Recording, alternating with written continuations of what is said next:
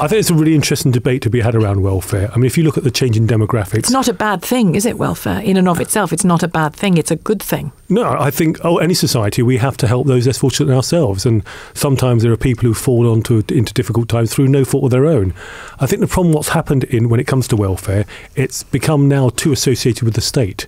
We have a great history in this country of... hang on, but that's why it's called the welfare state. Yeah, but we've got a great history in this country of non-state welfare, which you kind of neglected over years. I mean, I work with lots of projects.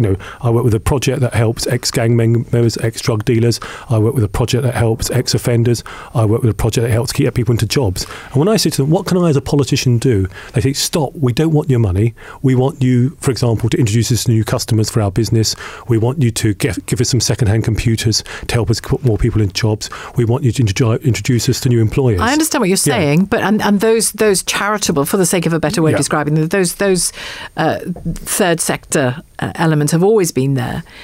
But they can't fully replace or be instead of a welfare state, can they, for those who are most in need? Oh, not at all, no. I mean, the welfare state has to be there to help those who fall off the edge of society through no fault of their own, but also for people, for example, where there are no local projects. But hang on, so you have to be on the point of falling off the edge of society before you get welfare, is that the plan? Well, because at the moment, with the tax credit vote today in Parliament, that there's a feeling abroad that actually these welfare cuts are being too enthusiastic, and they are affecting people, they're affecting families who need that help now. They might not be about to fall off the edge of a cliff, but they need that help now to thrive. It's as simple as that. They might not need it forever, but they need it now with young children. There's a sense abroad that actually that's being lost. Yeah, and actually, I think you make a fair point where you say it's not.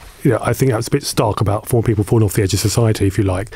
And it gives the wrong impression. But it's when people need it. Sometimes when people need that money the most, sometimes there are local charity projects that can help them. But sometimes actually it is the state. For some people, they have no alternative to the welfare state, and we have to acknowledge that. What's happened, though, sometimes, is that the state has sometimes become the first resort rather than the last resort. Are we losing the creativity of those kind of groups that you talk about? I mean, I meet projects that feel that they're squeezed out by the state. Yeah. Well, it's news to me. I mean, I am. Look, I read the same reports that you read, but I don't have any kind of special status in this campaign. As you know, it's a very, very strong field. There are at least 7 people. I think it is actually 7 people. All of